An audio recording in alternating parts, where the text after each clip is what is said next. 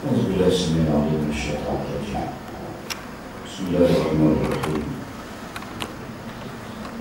يا أيها الناس اتقوا ربكم إن زلزلة الساعة شيء عظيم. أشهد أن لا إله إلا الله وحده لا شريك له وأشهد أن سيدنا محمدا عبده ورسوله. Fadil Ustaz Sulaiman untuk atas kawasan yang juga kursi majlis tunggu para ulama tetamu Allah pada waktu subuh yang mulia. Tahiyatan wassalamualaikum warahmatullahi wabarakatuh. Alhamdulillah, kita panjatkan syukur pada Allah Ta'ala pada waktu subuh yang mulia ini dapat kita bersama dalam satu majlis ilmu ini untuk kita duduk, ya. Kerana Allah Subhanahu wa Ta'ala memuliakan manusia, ya, dengan beberapa kelebihan. Di antara kelebihannya daripada manusia ialah kita boleh menerima ilmu dan kita boleh memindahkan ilmu yang ada pada kita kepada orang lain. Dan disebut bahawa inilah yang membezakan antara manusia dengan binatang dan haiwan. Kerana orang kata beza manusia dengan binatang, ialah manusia ada akal, binatang tak ada akal. Tetapi bila dibuat kajian demi kajian akhir-akhir ini, pendapat itu rupanya salah. Pendapat itu salah kerana binatang juga Allah punyakan akal. Sebab binatang, ternyata bahawa binatang ini boleh dilatih, boleh diajar, boleh ajar daripada tak lebih kepada lebih. Sekarang ini banyak binatang-binatang yang diajar bagi membuktikan bahawa pendapat yang kata bahawa manusia ada akal, binatang tak ada akal juga betul. Anjing daripada tak lebih dilatih macam-macam, dilatih macam-macam. Sebesar-besar gajah itu dilatih dalam sarkas. Akhirnya boleh suruh duduk, boleh suruh sepak bola, boleh suruh main, cuma tak boleh suruh mengundi lagi. Yang nampak boleh kata. Demikian juga binatang-binatang lain, termasuklah buruk. Satu masa dulu orang kata buruk boleh ajar pada pokok kelapa, tapi kera tak boleh. Sekarang orang ajar kera pula pada pokok kelapa. Ternyata boleh.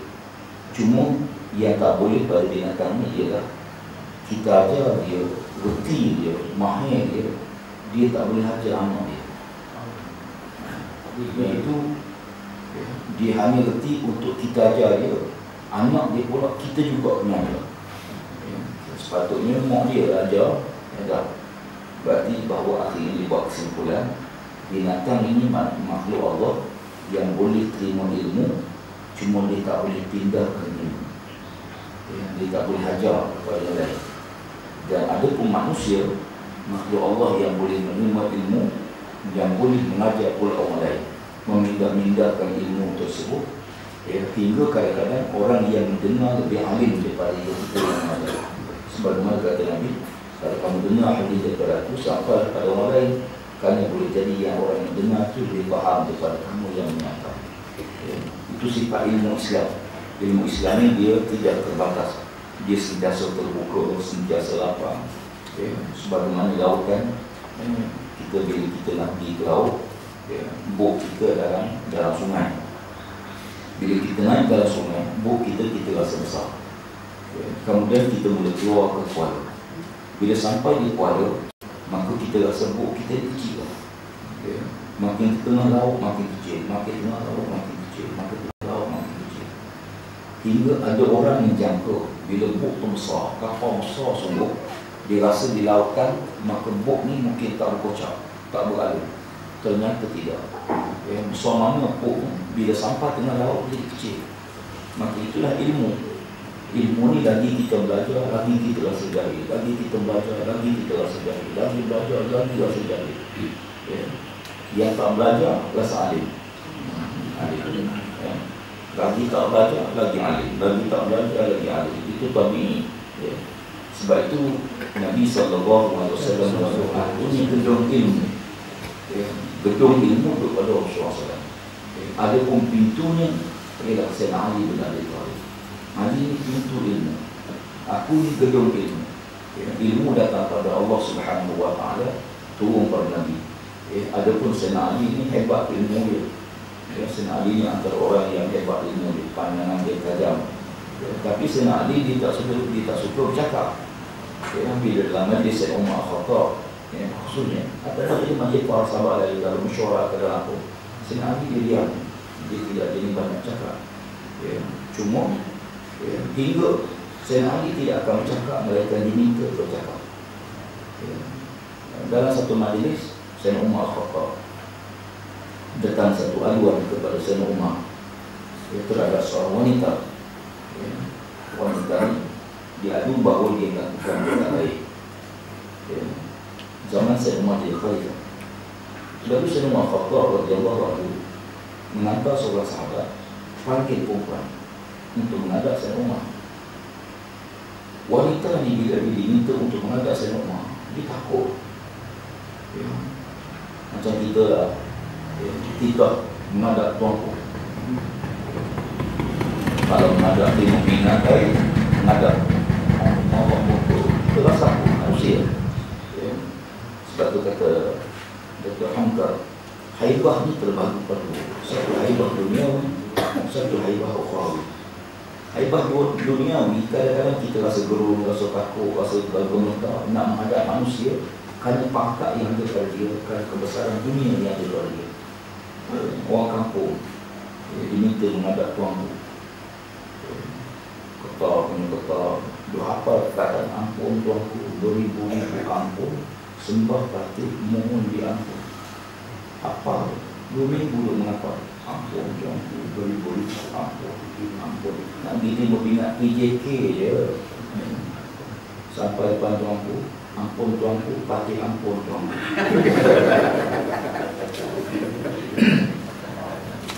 Kata Hamka, ini haibah dunia. Kadang-kadang kita diajak jumpa ibu pengantar orang kampung, jumpa kau dia orang kata, jumpa cikgu kata, jumpa ketua polis lagi kata, nak buat ceramah rumah dia boleh nak jumpa kata. Semalam saya betul-betul jumpa seorang tu, mana tadi saya ceramah di Johor, di Batu Pahat.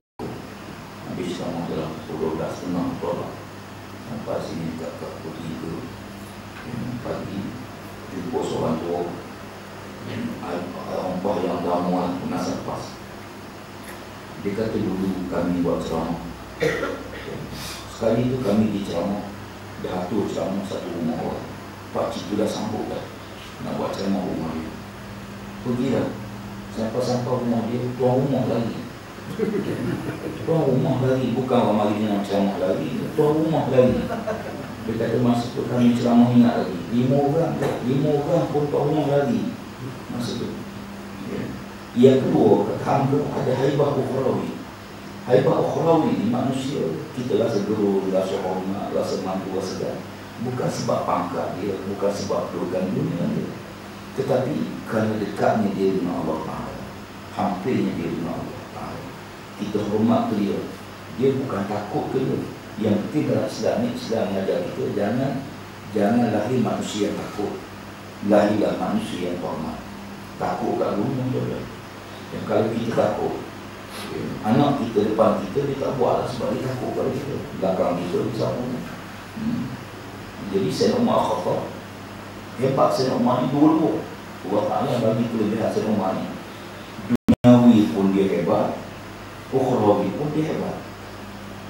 Zaman jahiliyah, orang takut pada Sayyidina Umar. Masa tu pada dia bukan Islam lagi, tapi orang takut kerana jahat dia. Bila dia masuk Islam, haibah itu, ketegasan dia kekal. Dan bertambah pula dengan keimanan dia, dekat dengan Allah Ta'ala, lagi hebat dia. Jadi bila perempuan yang diarahkan jumpa Sayyidina Umar Khattab, dia mungkin dia takut. Dia takut sangat. Takut hingga dia terjatuh. Dia terjatuh. Jalan-jalan tu jatuh sangat kerana takut dan gugur kandungan. Gugur kandungan. Lalu Syekh Umar Khattab dia beritahu wanita ni tak boleh datang, dia terjatuh kerana takut pada kami hingga gugur kandungan dia. Syekh Umar Khattab ni dipanggil para sahabat, minta pendapat, apakah Umar kena dia atau tidak? Umar ni kena bayar dia atau tidak? Kerana sebab dia perempuan yang jatuh dan gugur kandungan dia, bunuh yang tidak sengaja, kena bayar dia ganti rugi. Beberapa orang sahabat beri pendapat, ya Umar, kamu tak kena bayar. Ya Umar, ni bukan salah kamu, dia terjatuh, dia tanggung lah. Macam-macam pendapat. Sayyidina Ali bin Abi Thalib duduk dia. Sayyidina Ali tak cakap. Akhir Sayyidina Ali kata Sayyidina Umar, ya Ali, minta pendapat Ali ni untuk Sayyidina Umar. Umar tu menantu Sayyidina Ali. Sebab Sayyidina Ali, Sayyidina Umar kahwin dengan anak Sayyidina Ali, anak perempuan Sayyidina Ali. Akhirnya Ali beritahu, Umar, mereka beri pendapat bukan untuk pendapat mereka ni, ya Umar, sekadar menyenangkan hati kamu, bukan untuk menolong kamu. Pendapat yang kata kamu tak kena bayar dia, kamu tak salah, perempuan ni salah, pendapat ni pendapat yang untuk menyenangkan hati kamu, ya Umar.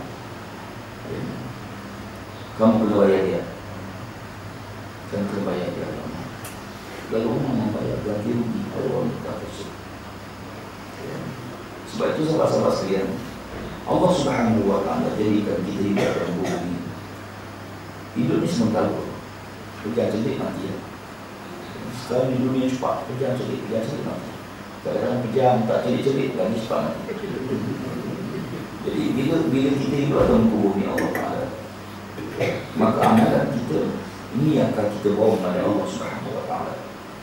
Sebab itu kalau tuan-tuan nak tengok di mana-mana saja ada tanda kebangkitan Islam, Allah Ta'ala tunjukkan tanda-tanda. Di antara tanda ini ialah ramainya jemaah pada waktu subuh. Salah sebab pergi satu mana-mana tempat, bila waktu subuh tu jemaah ramai, maka yakinlah tempat itu akan berlaku kebangkitan Islam. Islam akan habis. Okay.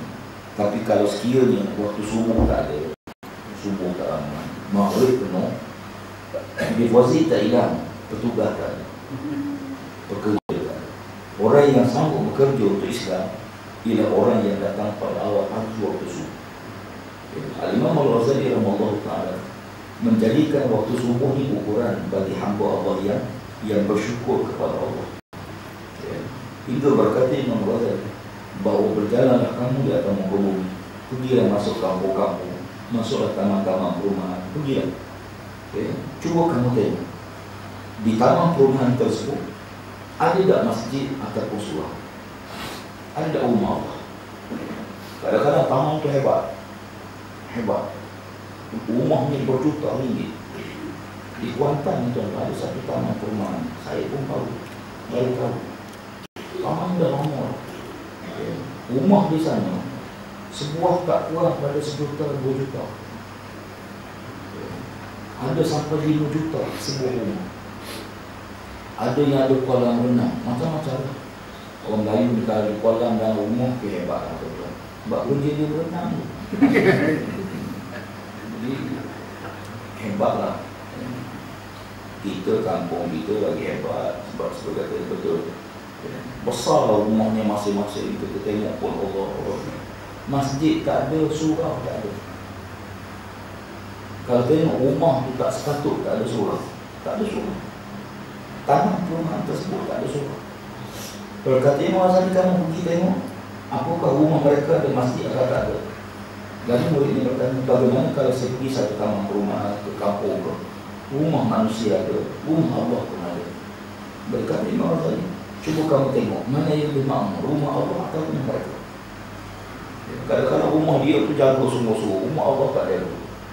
Kadang-kadang tangga pun, kunci pun tak ada. Kita nak buang air pun payah, nak ada ke pintu lagi, nak basuh lagi. Cukup payah, tengah berbasuh orang tutup pintu, tunggu dulu. Kadang-kadang rumah Allah ni tak ada. Kata Imam Ghazali, lalu kata muridnya, bagaimana kalau saya pergi tengok rumah mereka pun alhamdulillah cantik. Rumah Allah tu cantik. Kata Imam, kamu datang waktu subuh. Datang waktu subuh, kamu tengok berapa ramai yang datang sembahyang subuh. Itulah bilangan penduduk yang bersyukur kepada Allah Subhanahu Wa Taala. Subuh ni hebatnya hingga perkataan Sami Allahu liman hamidah berasal pada waktu subuh. Dulu zaman awal-awal Islam, hatta setelah Nabi hijrah ke Madinah, sembahyang ni tak ada Sami Allahu liman hamidah, semua pergerakan sembahyang Allahu Akbar. Semua Allahu Akbar, Allahu Akbar, Allahu Akbar, Allahu Akbar. Rukuk Allahu Akbar, tidak pun Allahu Akbar. Sami Allahu liman hamidah ni berlaku pada waktu subuh. Sejarah Sami Allahu liman waktu subuh. Sedang Nabi SAW sembahyang mengimamkan para sahabat yang ramai. Kebetulan pada waktu itu Sayyidina Abu Bakar sedikit terlambat bangun. Terlambat sikit. Jadi dia bangun lambat. Dia pun terus ambil air, ambil sembahyang. Terus pakai pakaian, bergegas keluar pada rumah dia itu di masjid. Sebab Sayyidina Abu Bakar ni antara sahabat Nabi yang tak pernah tak sempat takbir ihram bersama Nabi. Tak pernah tak sempat rakaat pertama, tak pernah. Jadi Abu Bakar pagi itu dia terlambat sikit. Dia keluar. Kebetulan rumah dia nak pergi ke masjid ada lorong sempit je. Dulu mana jalan luar macam ni dulu jalan sempit-sempit sebab dulu tak ada kenderaan, jalan kaki. Jadi jalan ni sesuai dengan jalan kaki lah. Masa tu lah jalan ni. Sekarang oleh kerana kereta banyak, lepas tu motor besar jalan untuk laluan motor. Sekarang ada kereta besar lagi. Lepas ni mungkin kalau orang bawa bulldozer semua besar lagi jalan. Jalan tu bergantung kepada keperluan kita. Mungkin kalau tamannya ada orang ada kapal terbang semua, besar lagi jalan ni. Jadi Sayyidina Abu Bakar sendiri keluar. Kebetulan jumpa seorang lelaki. Orang ni orang tua. Dia jalan perlahan. Orang tua. Selangkah dengan bertongkat dia. Abu Bakar nak cepat. Biasa memang kita datang. Kalau kita nak cepat, macam-macam jumpa. Bila nak cepat tu, lori balak adalah, stand-roll adalah, bulldozer rosak ada, kancil, langgar stand-roll ada, macam-macam. Bila nak cepat dia, macam-macam. Sebenarnya sama je. Sebab waktu lain kita tak nak cepat, kita tak fikir macam tu. Macam kita tu ubah lah. Bila nak tu ubah, lambat betul ubah datang. Kalau tak tunggu, sekejap lah. Sebenarnya sama je. Jadual bak tu sama je. Kita yang ejak jadual. Bukan bak dia sama je. Jadi Sayyidina Abu Bakar ingat nak potong orang tua ni. Teringat malam tadi Nabi baru beritahu, sesiapa yang tak hormat pada orang tua dan tidak sayangkan anak-anak, maka dia bukan rumahku. Siapa tak hormat orang tua, siapa tak muliakan, tak sayangkan kanak-kanak, maka dia bukan umatku.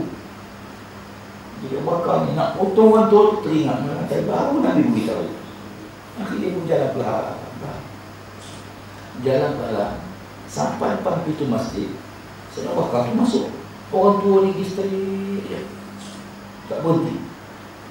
Lalu Sayyidina Abu Bakar kata, "Hei pakcik, nak ke mana?" "Masuklah dalam masjid, Nabi tengah sembahyang." Jawab orang tua tu, "Sembahyang aku ni Yahudi." "Oh dia Yahudi, kita ingat Melayu." Jadi boleh jangan lepas masjid ni straight. Orang lain tengah sembahyang, dia pun tak sembahyang lagi. Dia boleh tak singgah masjid. Siapa-siapa yang tak ada masa dengan Allah, maka Allah tak ada masa dengan dia besok di akhirat. Siapa-siapa yang dunia tidak dipilih sebagai tetamu, maka Allah tak akan pilih dia sebagai tetamu di akhirat. Kalau jadi tetamu Allah dunia pun tak dipilih oleh Allah sebagai tetamu Allah, macam mana kita nak pilih sebagai tetamu Allah di akhirat? Saya bakal masuk. Allah banyak takbir. Lalu Nabi pun turun rokok dan dia pun turun rokok. Sempatlah rokok bersama Nabi. Dalam rokok ni Sayyidina Abu Bakar kata Alhamdulillah. Dia tak sebut Subhanallah azim. Alhamdulillah kerana sempat rokok bersama Nabi dapat rakaat. Alhamdulillah. Tiba-tiba Nabi kata apa dia? Sami Allahu liman hamidah. Ini kali pertama. Sami Allahu liman hamidah. Setelah siap sembahyang, Sahabat tanya Nabi, ya Rasulullah, kami dengar kamu kata sami Allah liman hamidah. Nabi kata, ya, tengah kita sembahyang tadi, tiba-tiba masuklah seorang sahabat. Kerana dia sempat rokok bersama-sama aku, dan rokoknya dia menyebut Alhamdulillah. Aku dengar Allah jawab. Padahal saya nak baca terus Alhamdulillah terus, Nabi jauh depan, ya, tak dengar. Tapi ini mukjizat, ya. Nabi boleh cerita apa yang berlaku, cuma Nabi tak sebut saya nak bakar je. Nabi tak sebut nama, cuma Nabi kata sedang kita sembahyang tadi, masuklah seorang sahabat. Kalau sempat dia rokok bersamaku, dalam rokok dia menyebut Alhamdulillah. Aku dengar Allah jawab, sami Allahu liman hamidah. Allah dengar hambanya memuji. Bermula subuh itulah, maka perkataan sami Allahu liman hamidah mengganti perkataan Allahu Akbar bila imam rokok. Ya. Bila rokok, imam kata sami Allahu liman hamidah, lalu sunat bagi imam jawab Rabbana wa lakal hamd. Terus jawab sunat wakaf.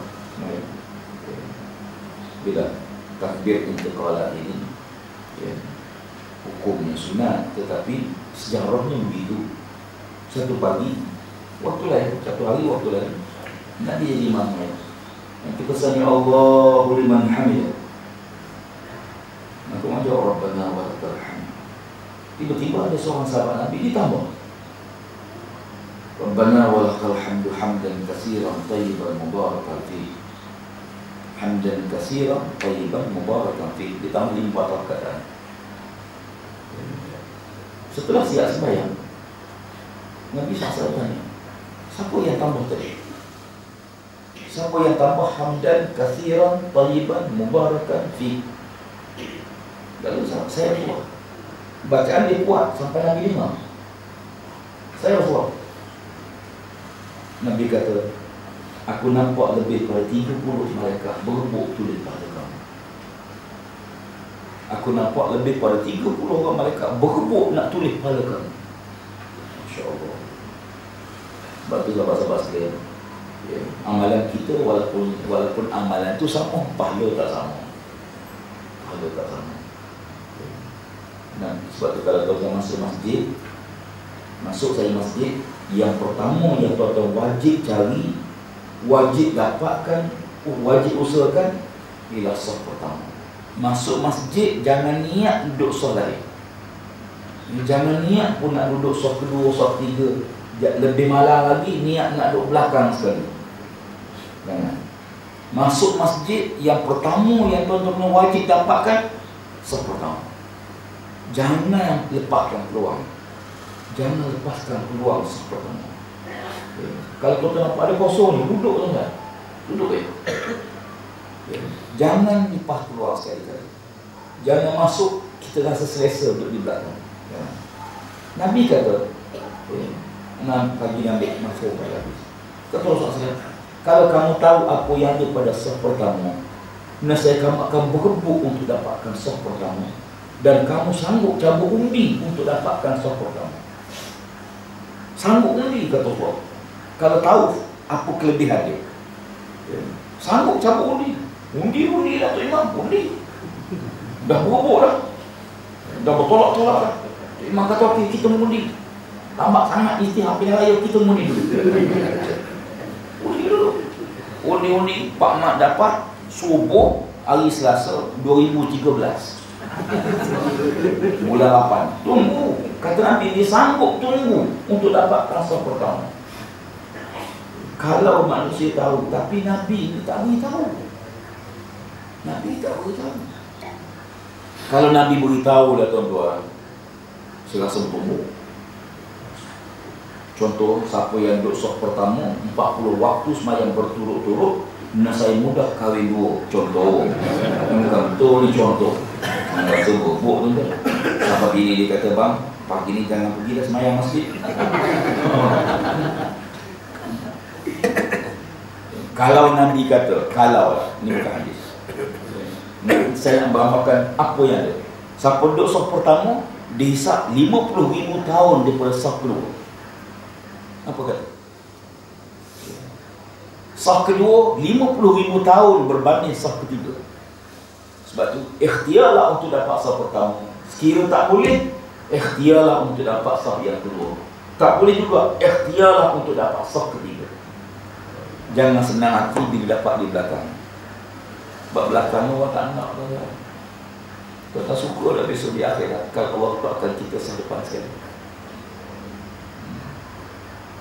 Kita bila ada majlis kebesaran atau majlis apalah, pertunjukan, ya, pertunjukan ke apa ke, ya, majlis-majlis yang besar, ya, tentulah kita nak depan sekali. Sebab kita nampak apa yang berlaku, orang belakangnya tak nampak. Ya, dia tanya, benda depan tu, dia tengah ikat tali gasing, ya, ni main gasing je, tapi dah ramai. Orang depan sekali nampak, yang belakang tak nampak. Maka yang belakang tanya depan, dia tengah buat apa tu? Dah pusing ke belum gasing? Belum, baru ikat tali. Dia tanya pula, ya, dah pangkah ke belum? Belum. Gasing tak musing. Kan?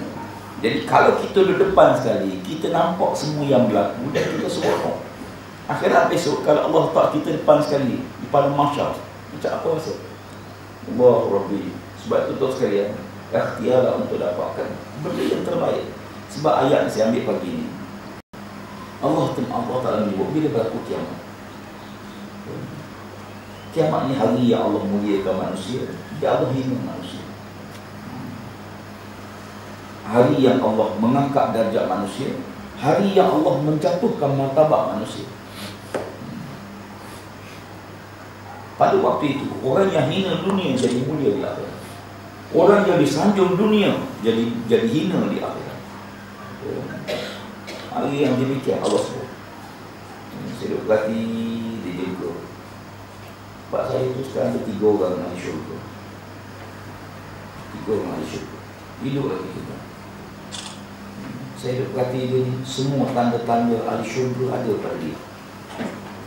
Kalau kita dengar ucapan dia, kalau kita dengar cakap dia, kita perhati perbuatan dia, kalau kita tengok cara dia berjalan, memang seluruh tanda ahli syurga ada pada dia. Hidup-hidup ke? Tak mati lagi tiba. Saya mari tengok tuan-tuan ni, tak jumpa lagi tanda ahli syurga. Bukan tak ada, cuma tak jumpa lagi. Tak ada tanda. Pak saya ada, kalau tuan-tuan nak tengok ahli syurga, sila datang ke Bandar Pusat Syurga. Saya akan tunjuk tuan-tuan.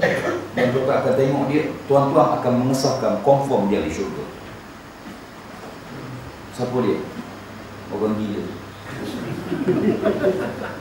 Betul tak orang gila masuk syurga? Ya, betul. Masuk syurga tanpa hisap, tuan-tuan. Masuk syurga tanpa hisap, orang gila. Hina tak dia dunia? Hina. Tak ada siapa nak buat menantu. Kalau siapa nak, tak kahwin nanti 3-3. Kita tahu. Atas dunia, Allah Rabbi. Tapi dia tak ada taklif. Dia tak ada kewajipan. Mati dia masuk syurga terus tanpa hisap. Tuan-tuan nak tak masuk syurga tanpa hisap? Bukan tak nak, tak ada jawab. Tapi tak berani nak jawab, takut jadi macam dia.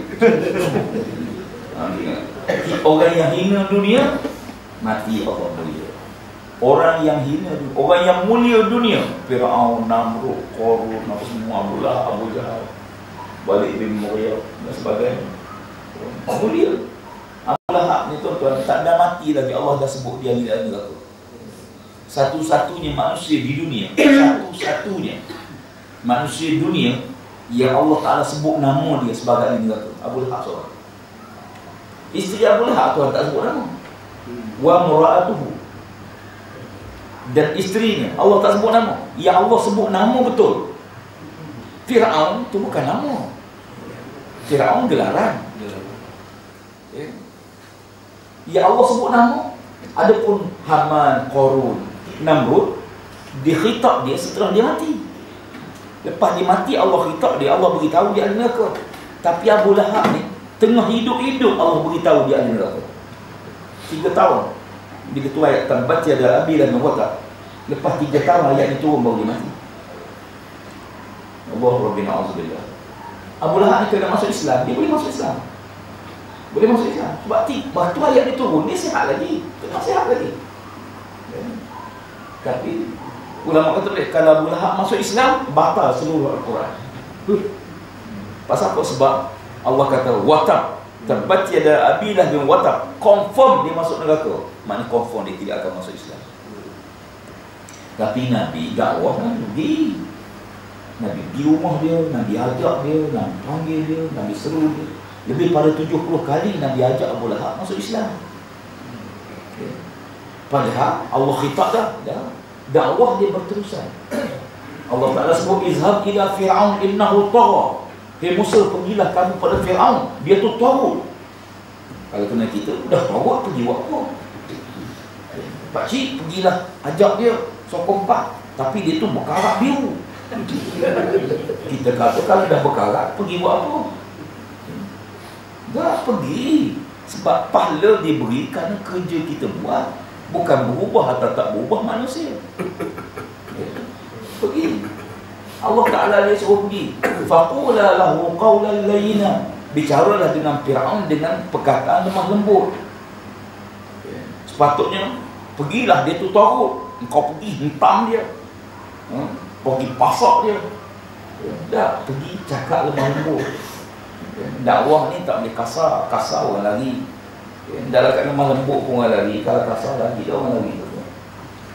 Fabima rahmatin minallahi linta wala kunta fazzan ghalizal qalbi la faddu min hawlik. Maka dengan rahmatmu lah ya Allah, maka dengan rahmat Allah lah ya Muhammad, kamu jadi seorang yang lemah lembut. Maka kalau kamu kasar dengan mereka, nescaya mereka akan lari daripada kamu. Ini dakwah. Allah Rabbi. Kita ni kadang-kadang pergi ajar cakap lemah lembut macam-macam. Jadi Allah Ta'ala beri harapan. Beri harapan pada Nabi Musa AS dan Nabi Harun. La'allahu yatazakkaru aw yakhsha. Mudah-mudahan Fir'aun ni ingat, takut pada Allah, ingat kematian dia sebagainya. Allah tahu tak Fir'aun tak masuk Islam? Allah tahu. Ini macam pilihan raya. Allah tahu tak bila tak pilihan raya? Allah tahu. Dan Allah pun tahu siapa menang, siapa kalah. Allah tahu dah bila kita pergi akad sumpah. Allah tahu dah. InsyaAllah. Buat semangat pagi-pagi yang buka apa tu, dan dia kena semangat dia lain.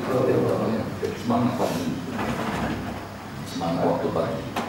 Kalau sekarang kita kerja ni kena ada semangat juga. Kata tunggu semua ada semangat bila orang detik dia. Bila orang detik dia sekongkol dia juga. Lawan juga dia. Ni kita kena lebih pada kata dia orang buat apa-apa bersenyap. Dia macam tak bisa.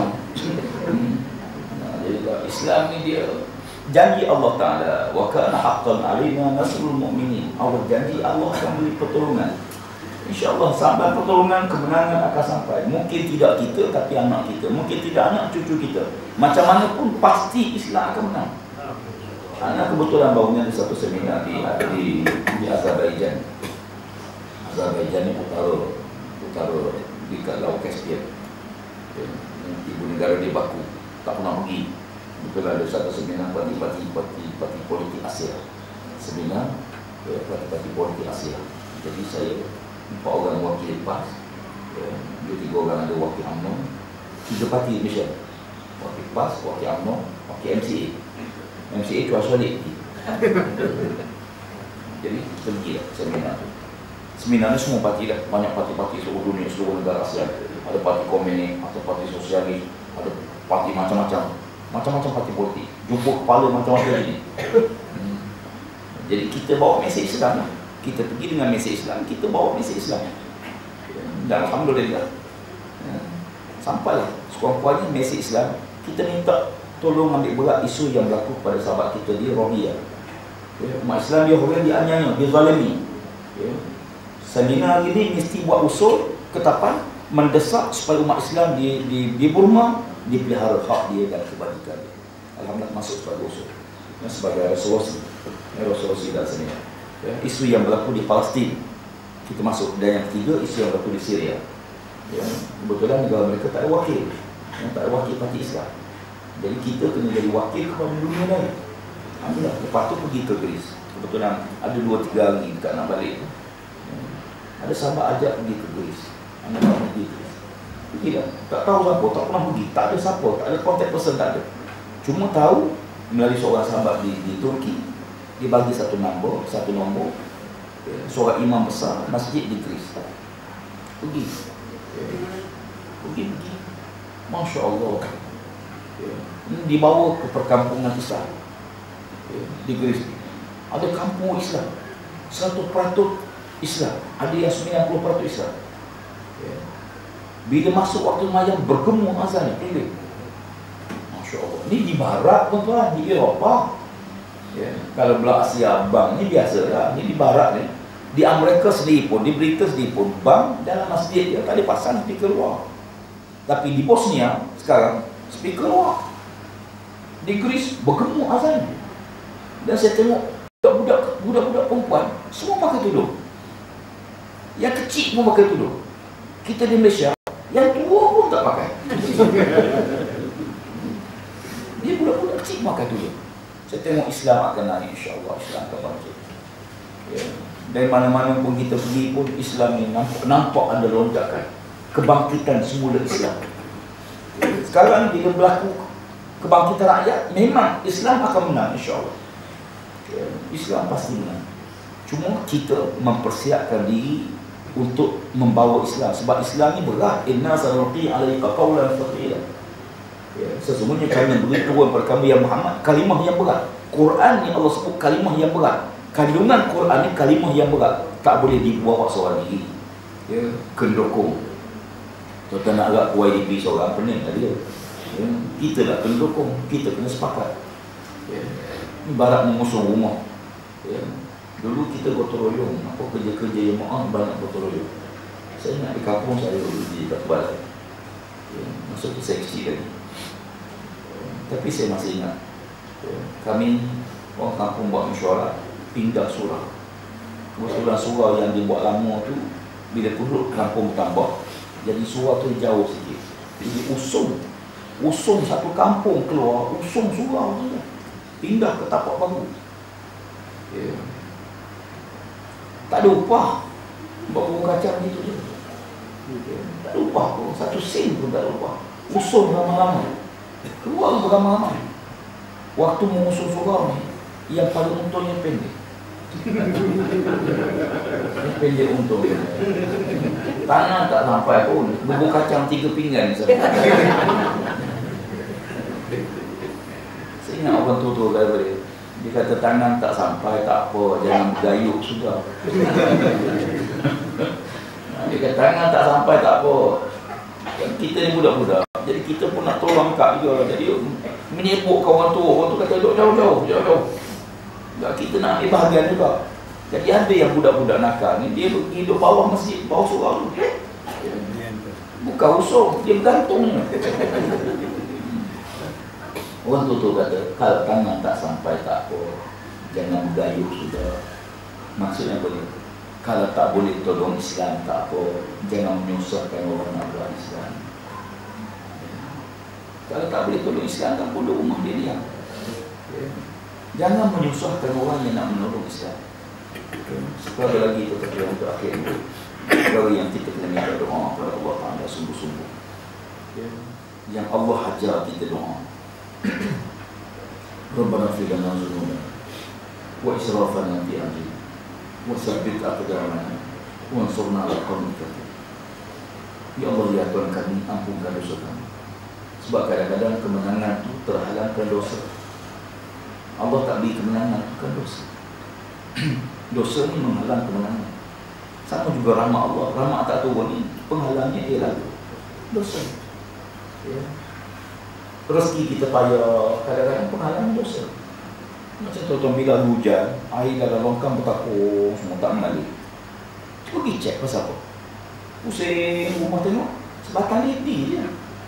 Satu lidi dekat pada longkang, sampah-sampah dekat pada dia. Tarik lidi ni, air tu.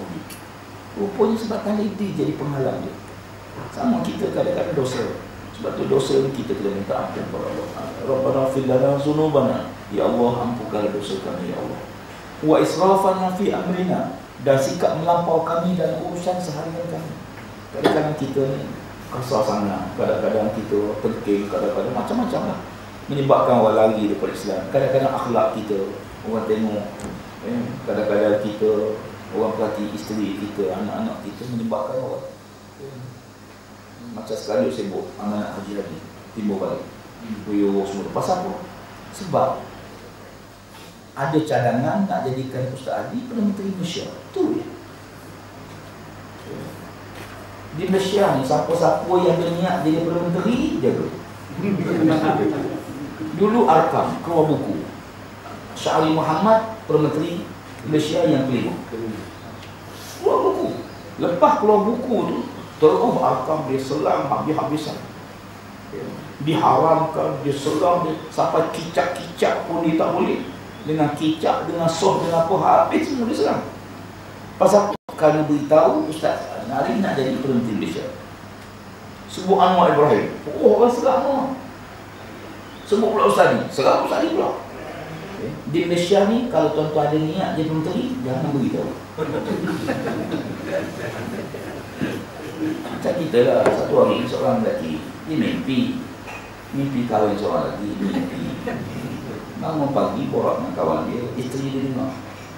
Isteri dia dengar, marah isteri. Kata suami dia, bukan betul, mimpi je. Mimpi. Perempuan ni mimpi pun marah. Kata bini dia, macam tak ada mimpi lain. Nak buat macam mana? Jadi itu sekalian. Jadi sekarang ni, yang pertama kita minta Allah ampun dosa. Yang kedua, kadang-kadang kita akan sikap silap kita dalam bermuamalah. Mungkin ada Nabi pun sebut demikian, padahal Nabi ni orang terbaik. Yang ketiga, wasabit aqdamana, ya Allah tetapkan hati kami.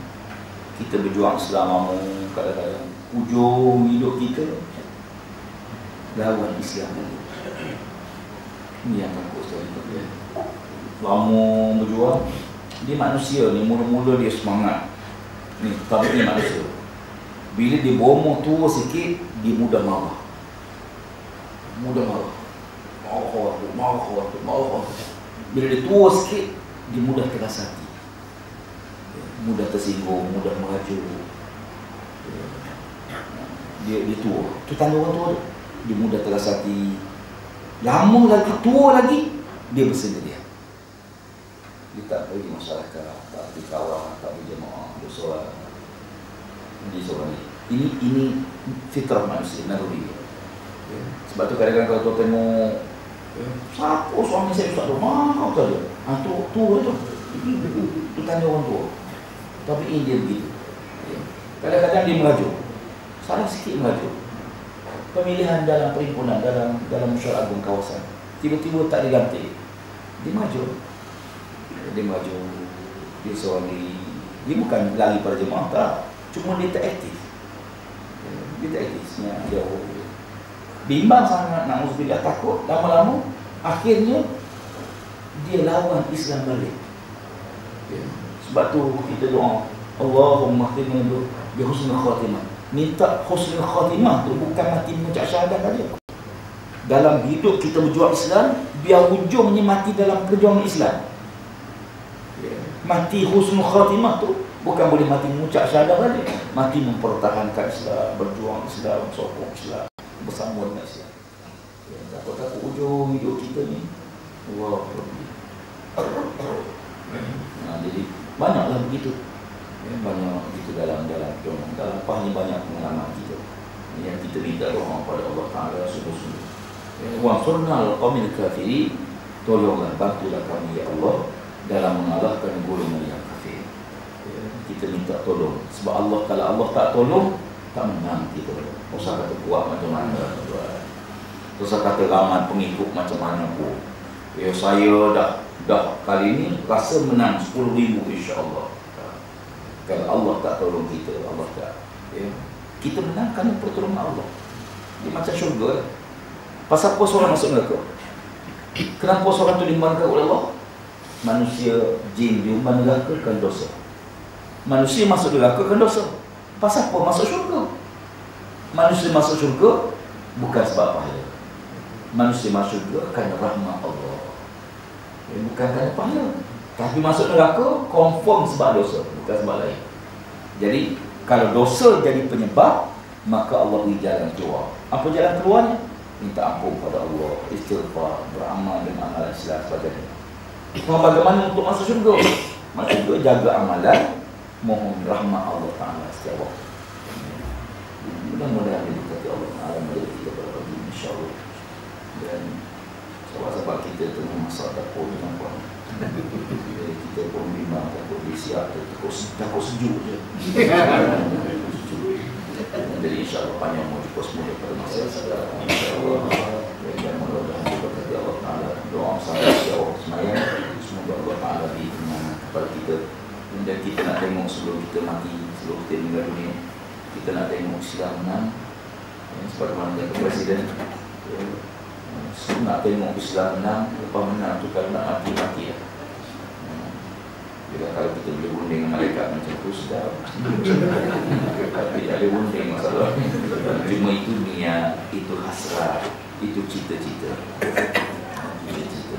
Allah Allah. Berkali hadar. Astagfirullahaladzim. Wassalamualaikum warahmatullahi wabarakatuh. Di luarnya sahabat kita bawa buku-buku ini, buku saya tulis, buku ini buku motivasi. Senyum dah. Sebenarnya buku ini kita terbitkan untuk cari dana untuk komplek kita di Kertel. Kita tanah kita dah ada, tapak dah ada. Baru ni kita untuk himpunan tempat kita layak, baru ni kita tambah lagi kebutuhan dalam satu website lebih dari Tambun. Mereka ambil 200,000 lebih. Kemudian kita sedang nak bina bangunan kita komplek tarbiyah kita di atas tambah. Kita kumpul duit sikit sebanyak. Jadi buku ni saya terbitkan, jual buku ni untuk cari dana kepada pusat terbit. Dan buku ni buku motivasi, yang bukanlah buku yang ada ilmu yang sangat, tidak sangat. Sekadar buku yang mencari jalan beberapa masalah yang kita hadapi, bukan nak selesai masalah, cara kita hadapi masalah. Kadang-kadang cara kita yang kita wasam. Jadi baru ni saya semai Jumaat pagi subuh di Perak. Pagi itu tengah semai subuh, terima tengah baca Fatihah. Seorang pakcik telefon dia bunyi lagu rock lagi. Saya ingat anak-anak ni lagu okey dah. Dia tukar dia punya ringtone dia. Budak main. Pakcik dia bawa ke masjid, bunyi lagu. Wah, satu masjid dengar. Jadi orang ramai marah. Tengah mayang pun marah juga. Bukan marah. Tengah mayang marah. Sebab saya dengar bila Tok Imam kata waladhdallin, amin tu pelikkan lagi. Amin. Dia rasa marah pakcik tu. Telefon tu bunyi, dia tak tutup. Sepatutnya masuk tangan, picit lah. Tekan satu, berhenti lah. Tak batal aku semayang. Jangan jawab sudah. Ni harap dia jawab. Tengah semayang. Orang mana bawa pakcik? Rokok bunyi lagi. Tidak bunyi lagi. Sujud bunyi lagi. Apa sungguh? Masa apa kita marah? Sebab telefon dia bunyi. Cuba kita fikir. Dia nak tak telefon dia bunyi? Dia tak nak. Orang yang telefon dia, tahu dia tengah semayang? Tak tahu. Kenapa panjang sangat? Mana kita tahu? Sebab orang yang telefon tu tak tahu dia tengah semayang. Mungkin orang telefon tak ada emergency. Mungkin ada kecemasan. Mungkin ada kereta anak dia rosak tengah jalan. Macam-macam lah. Ya. Jadi kita marah. Bila marah ni, darah tinggi pun naik. Makin naik. Itu darah tinggi kena sembuh pun dah nak kena. Jadi sebenarnya kalau kita pusing positif je, tukar positif, dia tak nak bunyi, dia pun malu, dia pun segan, dia pun takut orang-orang, tapi dia terlupa. Bila kita fikir positif, tenang jiwa kita. Telefon bini kita, tak angkat, telefon tak angkat, kita gerak. Siapa tak angkat telefon? Telefon tak angkat lagi. Akhirnya kita marah ke dia. Pasal aku tak angkat telefon. Cuba kita fikir, mungkin dia tengah semayang. Bila kita fikir telefon tak angkat, mungkin tengah semayang. Relax, kita tenang. Telefon lagi, tak angkat lagi, mungkin dalam bilik air. Telefon lagi, tak angkat lagi, mungkin bil dia tak bayar. Jadi buku ni hanya sekadar mencari kaedah macam mana kita menghadapi masalah, apa yang sepatut kita fikir untuk kita hadapi. Wallahualam. Qul hadza astaghfirullahalazim wa a'udzu billahi minasyaitonir rajim.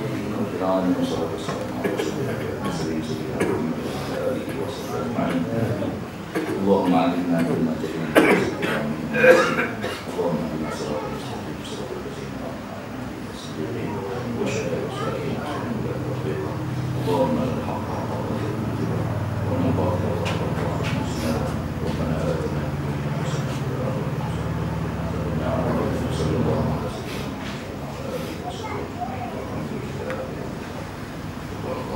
Ini